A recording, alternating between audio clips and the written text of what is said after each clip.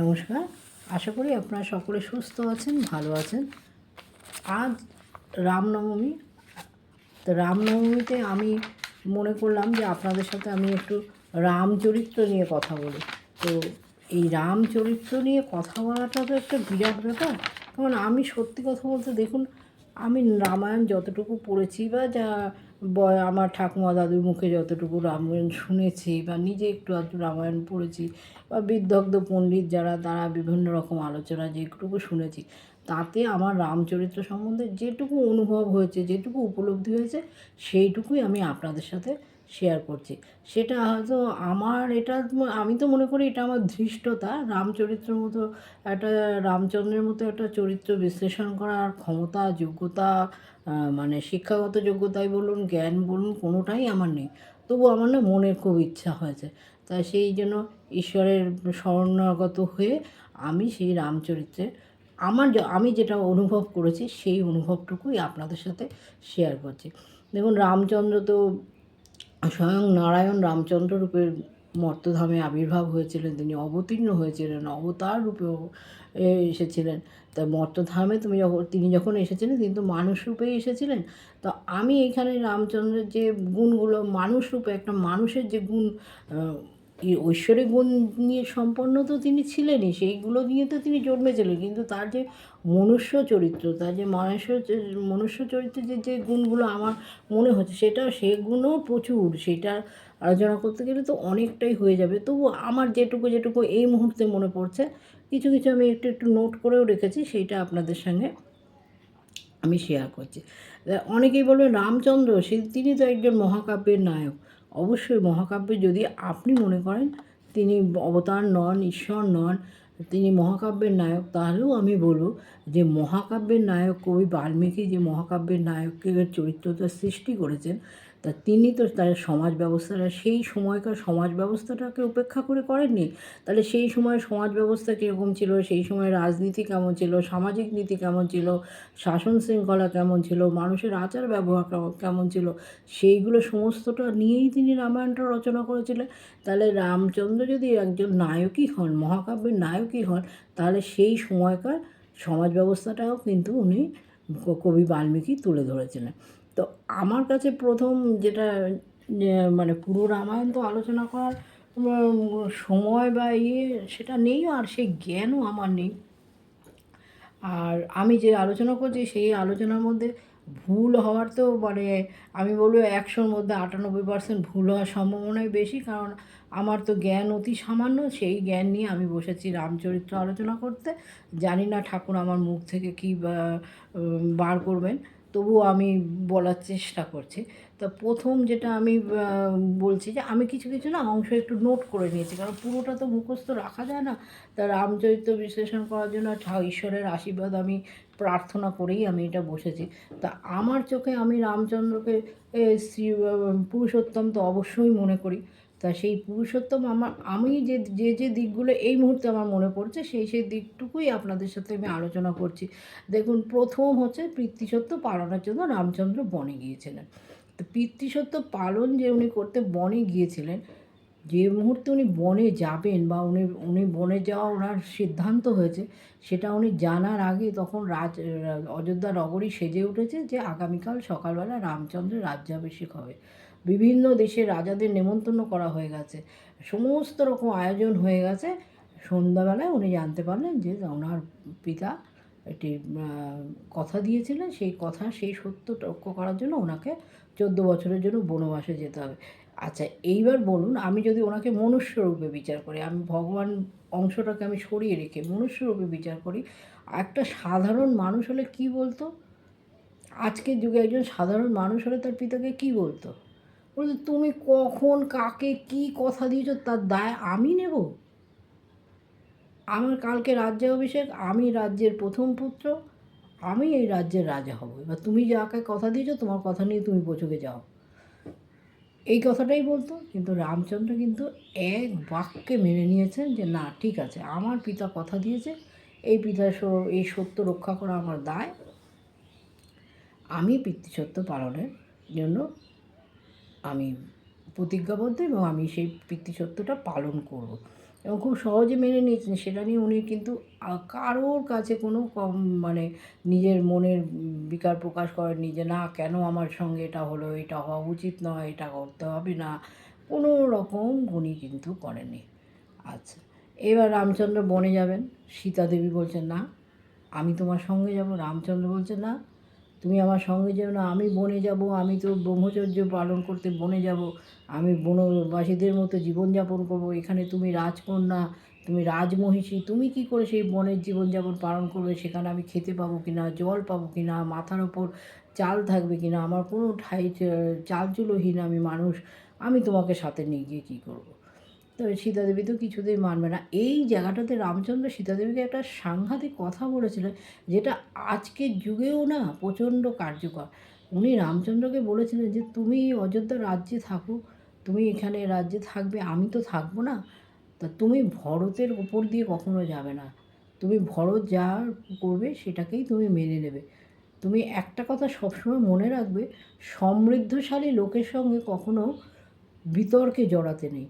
এই যে কথাটা সমৃদ্ধশালী লোকের সাথে বিতর্কে জড়াতে নেই, এটা কিন্তু আজকের যুগেও ভীষণভাবে কার্যকর। সমৃদ্ধশালী লোকের সাথে বিতর্কে জড়ালে কিন্তু আপনার জীবনে বিপদ আছে। যাই হোক, সীতাদেবী তো ওনার কথা মানেননি। উনি তখন রামচন্দ্রের যে স্বামী, তুমি স্বামীরূপে গ্রহণ করেছো, তুমি আমার দায়িত্ব নেবে না, আমাকে তুমি অন্যের হাতে ছেড়ে দিয়ে চলে যাচ্ছ, এটা তুমি অন্যায় করছো, এরকম নানান রকম কথা সীতাদেবী রামচন্দ্রকে বলাতে রামচন্দ্র টুকু বলছে ঠিক আছে, তুমি যদি এই বনবাসের জীবন গ্রহণ করতে চাও তুমি চলো। এবার সীতাদেবী কে গ্রহণ করলেন বনবাসে যাওয়ার জন্য। এই সীতাদেবী আর রামচন্দ্র রাজ্য ছেড়ে চলে যাচ্ছে শুনে লক্ষ্মণ বললেন যে না আমিও ওর দাদার সঙ্গে সহযাত্রী হব। এবার লক্ষ্মণকেও কিন্তু রামচন্দ্র বারণ করেছেন, কিন্তু রামচন্দ্রের কথা লক্ষ্মণ শোনেননি। যেমন শোনেননি, আর রামচন্দ্র, আমার এটা মনে হচ্ছে যে রামচন্দ্র খুব দৃঢ়ভাবে লক্ষ্মণকে কিন্তু বারণ করেননি। কারণ যেহেতু সীতাদেবী ওনার সঙ্গে ছিলেন, যে একজন মহিলাকে নিয়ে এই সাপত সংকুল জঙ্গলে, যেখানে বাঘ সিংহ নানান রকম জীবজন্তুর ভয় আছে, যেখানে কোথায় জল পাওয়া যাবে, কোথায় খাবার পাওয়া যাবে, কোন দিন খাবার পাবো কি না, সেই সব নানান রকম দুশ্চিন্তার মধ্যে একজন মহিলাকে নিয়ে থাকা, তার সঙ্গে আরেকজন লোক থাকলে তার পক্ষে এই জীবনযাত্রাটা করাটা খুব একটা কঠিন হবে না। আর লক্ষ্মণ তো নিজে থেকে এই জীবনযাত্রাটা গ্রহণ করেছেন, সেই জন্য তিনি লক্ষ্মণকেও সাথে নিলেন। এবার দেখুন রামচন্দ্র, এইগুলো আমি মনুষ্য রূপেই ওনাকে বিচার করছি, আমি কিন্তু রামায়ণ রূপে বিচার করা বা রামচন্দ্রকে ঈশ্বর রূপে বিচার করে এই কথাগুলো বলছে না। এবার রামচন্দ্র চলেছেন বনবাসে যাচ্ছেন, সমস্ত অযোধ্যা নগরী কিন্তু ওনার পেছনে যাচ্ছে, সমস্ত অযোধ্যা নগরী ওনার কাঁদতে কাঁদতে ওনার পেছনে যাচ্ছে। তাহলে আমরা সাধারণত কোনো মানুষ, কোনো নেতা বা নেতৃস্থানীয় লোক যখন অনেক লোক এক জায়গায় জড়ো হয়, তখন তিনি কি করেন, তিনি তার নিজের বক্তব্যটা রাখেন এবং সেই বক্তব্যে অপর পক্ষের প্রতি যে তার ক্রোধ থাকে, বিদ্বেষ থাকে বা তার কোনো অভিযোগ থাকে, অনুযোগ থাকে, সেটা কিন্তু তিনি বলেন। তো রামচন্দ্রের কাছে কিন্তু একটা সাংঘাতিক সুযোগ ছিল যে এই পুরো অযোধ্যা নগরী ওনার পিছনে যাচ্ছে, তো উনি একবার পেছন ঘুরে তাকিয়ে বলতে পারতেন যে দেখো আমার সাথে এত বড় অন্যায়টা হলো, যে না যেখানে আমার কোনো দোষ নেই। কিন্তু উনি সমস্ত অযোধ্যা নগরীকে মানে ইয়ে করলেন যে না তোমরা রাজত্বে ফিরে যাও, তোমরা ভরতের রাজত্বে থাকবে, ভরত তোমাদের সুশাসন দেবে। কোনো রকম ভরতের প্রতি কোনো রকম বিষোদ্গার না করে তিনি কিন্তু অযোধ্যাবাসীকে ফেরত পাঠিয়ে দিয়েছিলেন এবং উনি বনে চলে গিয়েছিলেন। এটা তো আরেকটা রামচন্দ্রের আরেকটা দিক। পরবর্তীকালে রামচন্দ্র কী করলেন, বনে রয়েছেন ওনারা, এদিকে ভরত ফিরে এসেছে, ভরত এসে অযোধ্যায় এই পরিস্থিতি, রাজা দশরথ মারা গেছেন, রামচন্দ্র সে খবরটাও দেওয়া হয়নি। আর তখন ভরত কী করলেন, সমস্ত রকম যে বিপুল ঐশ্বর্য সাজিয়ে নিয়ে, ভোগ বিলাসের প্রচুর জিনিসপত্র, হাতি ঘোড়া লোক লস্কর সৈন্য সামন্ত সব নিয়ে রামচন্দ্র বনে চলে গেলেন। বনে গিয়ে বললেন যে হ্যাঁ পিতা দেহত্যাগ করেছেন, আপনি রাজ্যে ফিরে চলুন, আপনি রাজত্ব গ্রহণ করুন। কিন্তু দেখুন এইখানে ভরত সম্পর্কে তো মানে ভরত পুরো মানে রামচন্দ্রকে ফিরিয়ে আনতে গেছিলেন, কিন্তু রামচন্দ্র সবাই জানেন ভরত বিফল হয়েছিলেন এবং রামচন্দ্রের পাদুকা নিয়ে তিনি রাজত্বে ফিরে এসেছিলেন। কিন্তু আমার মনে হয়েছে যে মুহূর্তে ওনাকে বলা হয়েছে, রামচন্দ্রকে বলা হয়েছে যে তুমি 14 বছরের জন্য বনবাসে যাবে, উনি কিন্তু সেই দিন থেকে নিজেকে তৈরি করতে শুরু করেছেন যে 14 বছর পরে ফিরে এসে আমাকে কিন্তু রাজা হতে হবে। এবং সেই 14 বছর পরে যে ভরত যে সুশাসক হিসাবে ভরত যথেষ্ট ভালো, ভরতের শাসন করার ক্ষমতা যথেষ্ট রয়েছে, সেটা রামচন্দ্র জানতেন। তাহলে ভরতের থেকেও ভালো সুশাসন দিতে হবে, তবেই অযোধ্যাবাসী আমাকে 14 বছর বাদে গ্রহণ করবে। তাহলে আমাকে এমনভাবে নিজেকে তৈরি করতে হবে যে 14 বছর পরেও যেন আমার গ্রহণযোগ্যতা অযোধ্যাবাসীর কাছে থাকে। দেখুন, এই যে মানুষটা সারা জীবন রাজ ঐশ্বর্যের মধ্যে বড় হলো, এবং যখনই ওনার জ্ঞান হয়েছে তখন থেকে উনি জানতে পেরেছেন যে আমি এই রাজ্যের প্রথম সন্তান, আমি এই রাজ্যের রাজা হব। তাহলে সেই সমস্ত কিছু কিন্তু উনি এক কথায় ত্যাগ করেছেন। তাহলে ওনার মানসিক সংযম, ওনার চিত্তের কঠোরতা, দৃঢ়তা, এগুলোকে কিন্তু আমাদেরকে বিচার করতেই হবে। একজন ভবিষ্যতের রাজা কতটা সংযমী হতে পারে, কতটা দৃঢ়তা হতে পারে। উনি কিন্তু অনেক কোমল হৃদয় একজন মানুষ ছিলেন, কিন্তু তিনি কঠিন থেকে কঠিনতর সিদ্ধান্ত নিতে এতটুকু চিন্তা ভাবনা করতেন না। যথেষ্ট কঠিন কঠিন সিদ্ধান্ত কিন্তু রামচন্দ্র নিয়েছিলেন। কারণ ওনাকে অনেক ইয়ে করতে গিয়ে রামচন্দ্র কিন্তু অনেক কঠিন সিদ্ধান্ত নিয়েছেন, এবং এই কঠিন সিদ্ধান্তের ফলে একটা সিদ্ধান্ত তো আমরা বলতেই পারি যে সীতা দেবীর দ্বিতীয়বার বনবাস কিন্তু রামচন্দ্রের কঠিন থেকে কঠিনতর সিদ্ধান্ত, যেখানে তিনি অত্যন্ত আঘাত পেয়েছিলেন, নিজের হৃদয়কে আঘাত দিয়েও সেই সিদ্ধান্ত থেকে উনি অবিচল থেকেছেন। কারণ ওনার প্রজারা ওনাকে বলেছিলেন সীতা দেবীর সম্বন্ধে, তারা অনুযোগ করেছিলেন, এবং প্রজাদের মতবাদকে কোনো গুরুত্ব দিতে গিয়ে সীতা দেবীকে কিন্তু ত্যাগ করেছিলেন। তাই আমার মনে হয় যে ভারতবর্ষে গণতন্ত্র মনে হয় সেই সময়ই শুরু হয়েছিল, যেখানে জনগণের কথা শুনে রাজা তার স্ত্রীকে বনবাস দিয়েছিলেন। এটা আমার ব্যক্তিগত, জানি না পুরো রামায়ণের রামচন্দ্রের চরিত্র বা অন্যান্য অনেক কিছুই তো রয়েছে। তো আমার মনে হয়েছে যে গণতন্ত্র কিন্তু সেই সময় শুরু হয়েছিল। এবার হলো সীতা দেবীকে রাবণ হরণ করলেন। আচ্ছা, সীতা দেবীকে রাবণ হরণ করেছেন, সেই সীতা দেবীকে খোঁজ করে তার স্ত্রীকে উদ্ধার করার দায়িত্ব তার স্বামীর। স্বাভাবিকভাবে রামচন্দ্র সেই কাজটুকুই করেছেন। তিনি বিভিন্ন জায়গায় ঘুরেছেন, ঘুরে ঘুরে কোথায় গেল সীতা দেবী, কার থেকে খবর পাবেন, জটায়ু খবর দিয়েছেন, এরকম করে করে উনি তারপরে কিষ্কিন্ধা রাজ্যে পৌঁছেছেন। সেখানে গিয়ে রাজা তখন রাজা বালি রয়েছেন। তার ভাই সুগ্রীবকে তিনি রাজ্যচ্যুত করে তাকে তাড়িয়ে দিয়েছেন। তো সেই আস্তে আস্তে উনি গিয়ে সেখানে সুগ্রীবের সাথে চুক্তি করেছেন, চুক্তি করে তিনি সীতা উদ্ধারের ব্যবস্থা করেছেন। যে সেখানে হনুমান ছিলেন সুগ্রীবের সাথে। হনুমান অত্যন্ত পণ্ডিত মানুষ, তিনিও ছিলেন। তারা চুক্তি করে সীতা উদ্ধারের ব্যবস্থা উনি করেছেন। আচ্ছা, আমার এইখানে মনে হয়েছে যে রামচন্দ্র কেন অযোধ্যায় খবর পাঠালেন না যে সীতা দেবীর এরকম একটা বিপদ হয়েছে, ওনার জীবনে এরকম একটা বিপদ হয়েছে, অযোধ্যা থেকে সৈন্য সামন্ত আসুক, এসে রামচন্দ্রকে সাহায্য করুক। সেই সাহায্য চাইলে যে তিনি পেতেন না তা কিন্তু নয়, কারণ ভরত তো তা নয়। ভরত রামচন্দ্রকে যথেষ্ট শ্রদ্ধা করতেন, যথেষ্ট তাকে সম্মান দিয়েছেন, কিন্তু রামচন্দ্র সেটা করেননি। সেইটা আমার মনে হচ্ছে সেটা দুটো কারণ। একটা হচ্ছে যে উত্তর ভারত আর দক্ষিণ ভারত, উত্তর ভারতের মানুষের খাওয়া দাওয়া আচার আচরণ সমস্ত কিছু আলাদা, দক্ষিণ ভারতের মানুষেরও সেটা আলাদা, এটা একটা। আরেকটা হলো উত্তর ভারত থেকে সৈন্য সামন্ত দক্ষিণ ভারতে আসতে যে সময়টা লাগবে, সেটায় সীতাদেবী উদ্ধারে অনেকটা দেরি হয়ে যাবে। এই দুটো কারণ একটা ব্যাপার। তৃতীয় কারণটা কিন্তু আরও আমার মনে হয়েছে যে রামচন্দ্র চেয়েছিলেন যে আমাকে তো আগামী দিনে অযোধ্যায় গিয়ে রাজা হতে হবে, তাহলে আমার নিজস্ব একটা মিত্র শক্তি দরকার আছে। এই নিজস্ব মিত্র শক্তির জন্যও কিন্তু উনি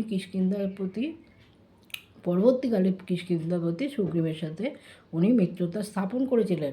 এবং কারণ যিনি রাজ্যাভিষেকের আগের দিন জানতে পারলেন যে আমার কাল রাজ্যাভিষেক হচ্ছে না, আমি বনে চলে যাচ্ছি, তাহলে তিনি 14 বছর বাদে ফিরে গিয়েই যে উনি রাজত্বটা পেয়ে যাবেন, সিংহাসনটা পেয়ে যাবেন, সেটা নাও পেতে পারেন। এই চিন্তা নিশ্চয়ই রামচন্দ্রের মতো সুবিবেচক একজন বিচক্ষণ মানুষের, আমি মানুষ হিসাবেই ওনাকে গণ্য করে এই কথাগুলো বলছি, তা সেটা নিশ্চয়ই তার মধ্যে ছিল। তা সেই সুগ্রীবের সাথে উনি যে চুক্তি করেছিলেন, বালিকে বধ করেছেন, সুগ্রীবকে কিষ্কিন্ধার রাজা করেছেন, সেখানেও উনি কখনোই সুগ্রীবের রাজত্বের উপরে উনি কখনো নিজে ইয়ে করতে চাননি, নিজের মতবাদ ওখানে উনি কখনোই প্রতিষ্ঠা করেননি। উনি কিন্তু যেটা ওনার মিত্রতার চুক্তি হয়েছিল, সেই চুক্তি অনুযায়ী সুগ্রীবকে রাজা করে দিয়েছেন। রাজা করে দিয়ে সুগ্রীবের সাথে যে চুক্তি হয়েছিল যে সুগ্রীবের সৈন্যদল ওনাকে সাহায্য করবেন সীতা উদ্ধারে, এবং সেটা সুগ্রীবও করেছিল। এবার হচ্ছে রাবণের সাথে যুদ্ধ হলো, রাবণ হত্যা হলো। এইবার রাবণের সাথে যুদ্ধের সময়, সেই সময় বিভীষণ কিন্তু রামচন্দ্রের দিকে এসেছিলেন, এবং রাবণের রাজত্বের সমস্ত খবরাখবর বিভীষণ এসে দিতেন, এবং রামচন্দ্র বিভীষণকে বলেছিলেন যে তিনি রাবণের পরে তিনি শ্রীলঙ্কার রাজা হবেন বিভীষণ। তা বিভীষণ রাজা হবে, কিন্তু রাবণ যখন মারা গেলেন, তা তখন তো রামচন্দ্র এটা ভাবতেই পারতেন যে আমি রাবণকে হত্যা করেছি, রাবণকে হত্যা করে সীতাকে জয় করেছি, তো লঙ্কার রাজত্বও আমার। কিন্তু উনি কিন্তু কখনোই লঙ্কায় নিজেকে প্রতিষ্ঠা করতে চাননি। উনি কিন্তু ওনার মিত্র শক্তিকে আরও দৃঢ় করেছেন। উনি বিভীষণকে রাজা করেছেন, এবং উনি জানেন যে আমার যদি উত্তরে কোনো রকম অসুবিধা হয়, তাহলে আমার দক্ষিণের এই যে মিত্র শক্তি, এরা কিন্তু আমাকে গিয়ে সাহায্য করবে। তা সেই জন্য রামচন্দ্র কিন্তু কখনোই লঙ্কার রাজত্বের ওপরে কখনো উনি কোনো আগ্রহ দেখাননি। ওনার উদ্দেশ্য যেটা ছিল সেটা সফল হয়েছে, উনি সীতা দেবীকে উদ্ধার করেছেন। তা এই যে মানুষটা, এই যে ওনার ভেতরে যে একটা সাংঘাতিক সংযম, সাংঘাতিক ত্যাগ, সেটা এখান থেকেও আমরা প্রতিষ্ঠা পাচ্ছি। তাই এবার 14 বছর বাদে রামচন্দ্র অযোধ্যায় ফিরেছেন। অযোধ্যাবাসী রামচন্দ্রকে এত সুন্দরভাবে গ্রহণ করেছিলেন, যার জন্য আজও আমাদের কালী পুজোর দিনটাকে দীপাবলি বলা হয়, কারণ সেটা অমাবস্যার দিন ছিল। আর রাম রাজত্বে এত বাতি জ্বালানো হয়েছিল, এত আলো জ্বালানো হয়েছিল যে সেই দিনটা, সেই রাত একেবারে অন্ধকার কেটে গিয়ে একবারে আলোয় আলো ভরে উঠেছিল। তা রামচন্দ্র সবসময় একটা জিনিস করেছিলেন যে আমি যদি অযোধ্যা থেকে সৈন্য নিয়ে আর সীতাদেবীকে উদ্ধার করি, তো এই অযোধ্যার সেনাবাহিনী, অযোধ্যার জনগণ আমাকেই বলবে যে তুমি তো তোমার নিজের স্ত্রীকেই উদ্ধার করতে পারো না, আর আমরা তো ভরতের রাজত্বে ভালো আছি। তো যে রাজা তার স্ত্রীকে রক্ষা করতে পারে না, সে এত বড় অযোধ্যা নগরী কী করে রক্ষা করবে? অতএব তারা রামচন্দ্রকে মানবে না। সুতরাং রামচন্দ্র কিন্তু সেই জন্য অযোধ্যা থেকে কোনো রকম সাহায্য না নিয়ে, আর দুটো কারণ, আরেকটা হলো মিত্র শক্তি তৈরি করা। একটা রাজাকে থাকতে গেলে তাকে তো মিত্র শক্তিটা তৈরি করতে হবে। তো সেই মিত্রশক্তি, দক্ষিণের মিত্রশক্তিকে, এবং রামচন্দ্রই প্রথম রাজা যিনি উত্তর ভারত আর দক্ষিণ ভারতকে একসঙ্গে মিশিয়েছিলেন। তা দেখুন, একজনকে রাজা হতে হলে বা নেতা হতে হলে তার মধ্যে কতগুলো গুণ অবশ্যই থাকতে হবে। রামচন্দ্রের মধ্যে তো অনেক ঐশ্বরিক গুণ রয়েছে, তাছাড়া সাধারণ মানুষ হিসাবে যে গুণগুলো একজন নেতার থাকা উচিত, সে নেতৃত্ব প্রদানের যে গুণগুলো, সেইগুলো কিন্তু থাকতে হবে। যেমন তাকে সৎ হতে হবে, তাকে বিচক্ষণ হতে হবে, তাকে নির্লোভ হতে হবে, তাকে নারীর প্রতি সম্মান দিতে হবে, তাকে সঠিক চিন্তা ভাবনা করতে হবে। এই সমস্ত গুণগুলো কিন্তু রামচন্দ্রের মধ্যে ছিল, এবং তিনি সেগুলো অর্জন করেছিলেন। আর এই অযোধ্যাবাসী 14 বছর পরেও, ভরতের সুশাসনে থাকার পরেও রামচন্দ্রকে রাজা হিসেবে গ্রহণ করেছিলেন কিন্তু রামচন্দ্রের এই গুণগুলোর জন্যই। না হলে ভরতের শাসন ব্যবস্থায় অযোধ্যাবাসী যে খারাপ ছিলেন তা কিন্তু নয়। অযোধ্যার প্রজাদেরও বাকস্বাধীনতা যথেষ্ট ছিল, তাদের বাকস্বাধীনতাকে যথেষ্ট গুরুত্ব দেওয়া হতো, এবং রামচন্দ্র সেই জন্যই সীতাদেবীকে দ্বিতীয়বার বনবাসে পাঠিয়েছিলেন। যাকে সেই আলোচনায় আমি যাচ্ছি না, তারপরের অংশে আমি শেষের দিকে চলে আসি, কারণ আলোচনাটা অনেকটা বড় হয়ে যাচ্ছে। দেখুন, কালের নিয়মে রামচন্দ্রেরও বয়স হলো, তারও আয়ু ফুরিয়ে এসছে। তিনি কালের কাছে সীতাদেবী পাতাল প্রবেশ ঘটেছে, সীতাদেবীর পাতাল প্রবেশে দুঃখিত হয়ে লক্ষ্মণ নিজেকে সরযূর জলে বিসর্জন দিয়েছেন, আত্মবিসর্জন দিয়েছেন। এইসব ঘটনা ঘটে গেছে। তারপরে মহারানী কৌশল্যা সুমিত্রা, কইকেয়ী সবার আস্তে আস্তে প্রায়ত্যাগ হয়েছে, রামচন্দ্রেরও আয়ু ফুরিয়ে আসছে। একদিন সাক্ষাৎ কাল এসে তপস্বীর বেশে রামচন্দ্রকে বললেন যে তোমার দেখো তোমার আয়ু ফুরিয়ে গেছে, তবে তুমি যদি আরও কিছুকাল থেকে রাজ্য ভোগ করতে চাও তাহলে সেটা তুমি করতে পারো, কিন্তু তোমার আয়ু ফুরিয়ে এসেছে। যেই মুহূর্তে রামচন্দ্র এই কথাটা শুনেছেন তিনি কিন্তু সঙ্গে সঙ্গে সিদ্ধান্ত নিয়েছেন যে না, আমার যখন কার্যকাল ফুরিয়ে এসেছে, আমার যখন আয়ু ফুরিয়ে এসেছে, তাহলে আমি এই রাজ্যের একটা সুশাসনের একটা সুষ্ঠু ব্যবস্থা করেই আমি এখান থেকে এই রাজত্ব আমি ছেড়ে যাব।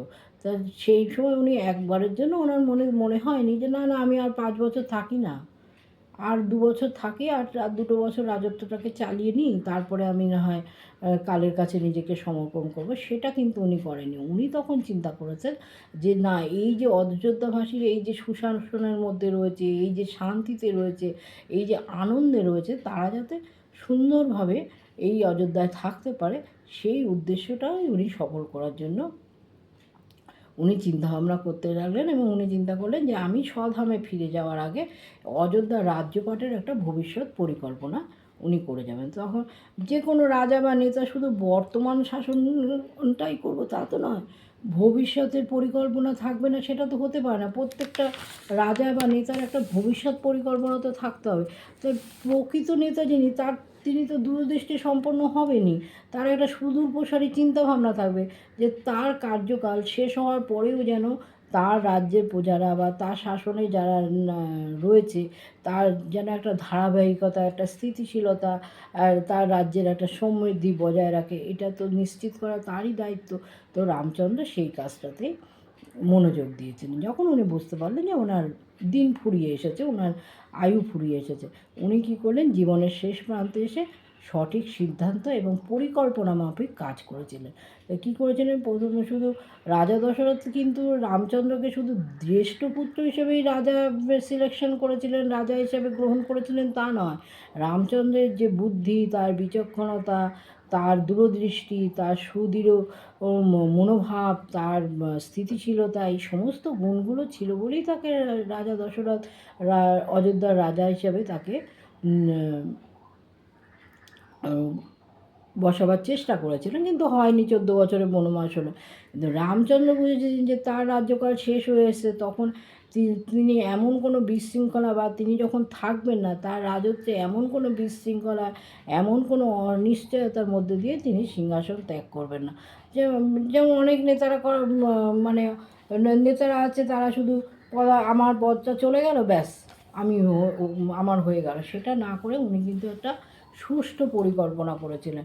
দীর্ঘকাল ধ্যায় আর ধর্মের ওপরে প্রতিষ্ঠা করেছিলেন রাজত্ব করে, একটা আদর্শ রাজ্য পরিচালনা করার পর শ্রীরামচন্দ্র উপলব্ধি করলেন যে এবার অযোধ্যা একটা নতুন শক্তি, নতুন উদ্যম, নতুন দিশা দেখাবার, বিকাশের জন্য একটা পথ প্রশস্ত করার একটা সঠিক সময় এসেছে। তখন তিনি শুধু শাসক রূপে নয়, ধর্মের রক্ষক হিসাবেও তার কর্তব্য সম্পন্ন করার জন্য তিনি একটা ব্যবস্থা করলেন। তাই এবার তিনি কী করলেন, পুরোহিত, মন্ত্রী, মহাজন তাদের সবাইকে ডেকে বললেন যে ভরতকে রাজ সিংহাসন দেওয়া হোক এবং ভরত আগামী দিনে রাজা হয়ে রাজ্য শাসন করুক। কিন্তু ভরত আবার দ্বিতীয়বারও ভরত সেটাকে মানে না করে দিলেন। ভরত রাজি হলেন না রাজ্য শাসন করতে। তখন তিনি কী করলেন, ভবিষ্যতের যারা উত্তরাধিকারী রইলেন, রামের বংশধরেরা, রাম, লক্ষ্মণ, ভরত, শত্রুঘ্ন প্রত্যেকেরই সন্তান ছিলেন, তারা যারা ভবিষ্যতের যারা উত্তরাধিকারী, তাদের মধ্যে তিনি রাজ্যটাকে তারা যাতে সুশাসন বজায় রাখে, শাসন ব্যবস্থা সুষ্ঠুভাবে বজায় রাখতে পারে, তখন তাদের মধ্যে রাজ্যের বিভিন্ন অংশ ভাগ করে দিলেন। যেমন লব আর কুশকে দিয়েছিলেন উত্তর কোশল আর দক্ষিণ কোশলের অংশ দিয়েছিলেন তাদের দায়িত্বে। তারা সেই দায়িত্ব অর্পণ করেছিলেন যে তারা সুশাসনভাবে ওই অংশটুকু তারা দায়িত্ব পালন করবে। এই যে দায়িত্ব আর কর্তৃত্ব অর্পণের মাধ্যমে অযোধ্যার সমৃদ্ধি, সুশাসন যাতে অক্ষুণ্ণ থাকে, তার শ্রীরামচন্দ্রের অবর্তমানে অযোধ্যায় যেন কোনো রকম বিশৃঙ্খলার সৃষ্টি না হয়, এইগুলো সমস্ত কিছুই কিন্তু তিনি নির্ধারণ করেছিলেন। তাই দেখুন, যা কিছু অনিবার্য তাকে স্মরণ রেখে জীবনকে এমনভাবেই পরিচালনা করা উচিত যাতে নিজের এবং নিজের পারিপার্শ্বিক লোকজনের জীবন পূর্ণ আনন্দের অনুভূতি লাভ করে, তাদের মন যেন তৃপ্ত থাকে। তা রামচন্দ্রের মহানিষ্ক্রমণও কিন্তু আমাদেরকে সেই শিক্ষাই দেয়। তাই একজন প্রকৃত রাজা, যে একজন প্রকৃত নেতা, তাকে সবসময় মনে রাখতে হবে যে আমার কর্মের এবং আমার শাসনকালের শেষটা মনে রেখে আমি যেন নিজে তৃপ্ত হই এবং আমার অনুগামীরা, আমার প্রজারাও যেন তৃপ্তি লাভ করে। তা যারা নিজেকে নেতার আসনে চিরকাল বসে প্রতিষ্ঠা করতে চান, তাদের একবার অন্তত রামচন্দ্রের রাজ্য পরিচালনা, রামচন্দ্রের শাসন কার্য, তার শেষ সময়টা সঠিক সময়ে সঠিক সিদ্ধান্ত নেওয়ার যে গ্রহণের যে ব্যবস্থাটা, যে সেইগুলো গুণাবলীগুলোকে অবশ্যই একটু বিশ্লেষণ করে নিজেদের জীবনে আমার তো মনে হয় একটু গ্রহণ করা উচিত, যারা ভবিষ্যতে নিজেকে নেতা হিসাবে প্রতিষ্ঠা করতে চান। তা শ্রীরামচন্দ্র যখন পার্থিব রাজত্ব ত্যাগ করে মহাপ্রস্থানের পথে যাচ্ছেন না, তখন তার প্রজারা, তার সহচরবৃন্দ, তাদের পরিবারের সমস্ত লোকজন এবং তাদের পশু পক্ষী, গৃহপালিত পশুরা পর্যন্ত তার মহানিষ্ক্রমণের পথে যাত্রায় তারা অংশগ্রহণ করেছিল। কিন্তু কারোর হৃদয়ে এতটুকু দুঃখ ছিল না, কারোর মনে কোনো অনুতাপ ছিল না, কারোর মনে বিরহ ছিল না, কারোর চোখে এতটুকু অশ্রু ছিল না, কেউ কখনো বিরহ বিলাপ করেনি। এবং অযোধ্যার নাগরিকদের মনের মধ্যে না একটা পরিপূর্ণ গভীর অনুভব ছিল, এক নিঃশব্দ কৃতজ্ঞতা বোধ ছিল শ্রী রামচন্দ্রের প্রতি। তারা জানতেন রাজা রামচন্দ্র তার দায়িত্ব সম্পূর্ণ করেছেন, তিনি আমাদের ন্যায় বিচার দিয়েছেন, সুবিচার দিয়েছেন, তিনি আমাদের করুণা করেছেন, আমাদের একটা সুশৃঙ্খলা, নিরাপত্তা এবং একটা সুন্দর জীবনের উদ্দেশ্যে কাজ করে গেছেন। তাই এই শ্রী রামচন্দ্রের মহানিষ্ক্রমণ আর তার মহাজীবনের সমাপ্তি তো নয়, এই যেন একটা পরিপূর্ণতার অভিযাত্রা রূপে প্রকাশ করেছে। তো অযোধ্যাবাসী কী প্রত্যক্ষ করলেন? তারা দেখলেন যে সর্বোচ্চ নেতা তিনি তার অনুগামীদের আদেশের দ্বারা নয়, প্রেমের দ্বারা বন্ধন করলেন। প্রকৃত নেতা শূন্যতা তৈরি করেন না, দৃঢ়তার সঙ্গে ভবিষ্যতে শৃঙ্খলা বজায় রাখার ব্যবস্থা করেন। প্রকৃত নেতার কর্মজীবন, তার নীতি, তার এগুলো শিলালিপিতে উৎকীর্ণ না হয়ে মানুষের হৃদয়ে যদি স্থান পায়, তাহলে তার প্রতি বিশ্বাস, তার প্রতি শ্রদ্ধা, তার প্রতি কৃতজ্ঞতা মানুষের অন্তরে একেবারে দৃঢ়ভাবে প্রতিষ্ঠিত হয়। এবং রামচন্দ্রের যে প্রতি যে আমাদের শ্রদ্ধা, যে বিশ্বাস, যে কৃতজ্ঞতা, যাকে যাকে আমরা ঈশ্বররূপে প্রতিষ্ঠা করেছি, তার প্রতি দেখুন মানুষের আজকে হাজার হাজার বছর ধরে তার প্রতি আমাদের এই শ্রদ্ধাটা রয়েছে। এবং তিনি যে নেতৃত্ব দিয়েছিলেন, সেই নেতৃত্ব তো শুধু মানুষকে নিয়ন্ত্রণ করেননি, তিনি প্রেমের বন্ধনে মানুষকে বেঁধেছিলেন, মানুষের মধ্যে তার প্রেমের বন্ধনে তিনি বেঁধেছিলেন। সেই জন্য রামচন্দ্রের যে মহাপ্রস্থান আজও মানুষের মধ্যে মূল্যবোধকে দৃঢ় করে, মানসিকভাবে বলবান হয়, আর প্রতিষ্ঠান আরও সুদৃঢ় হয়। তাই এখানে না আমি যা বললাম সবটাই কিন্তু আমার একটা নিজস্ব মতামত। আমি যতটুকু পণ্ডিত মশাইদের লেখায়, বিভিন্ন যারা রামায়ণ মহাভারত নিয়ে চর্চা করেছেন তাদের যেটুকু লেখা পড়েছি, বা যেটুকু রামায়ণ মহাভারত পড়েছি, আমার ঠাকুমা দাদুর কাছেও রামায়ণ মহাভারত শুনেছি, তাই সেইটুকু শুনে আমি যতটুকু বুঝতে পেরেছি, যতটুকু উপলব্ধি করেছি, সেইটুকুই আপনাদের সঙ্গে আমি শেয়ার করলাম। তো আমার এই ভিডিওটা যদি আপনাদের ভালো লাগে, আর আপনারা আমার ভিডিওটা যদি ভালো লাগে, অবশ্যই ভিডিওটা লাইক, কমেন্ট, শেয়ার ও সাবস্ক্রাইব করবেন। আর আপনারা যারা আপনাদের মূল্যবান সময় নিয়ে ধৈর্য ধরে আমার এই কথাগুলো শুনলেন, আপনাদের প্রতি আমার অশেষ কৃতজ্ঞতা। আপনারা সকলে সুস্থ থাকবেন, ভালো থাকবেন, আনন্দে থাকবেন। আজকের মতো ভিডিওটা এখানেই শেষ করছি। জয় শ্রী সীতাপতি রামচন্দ্রের জয়, জয় শ্রী সীতাপতি রামচন্দ্রের জয়, জয় শ্রী সীতা। নমস্কার, নমস্কার।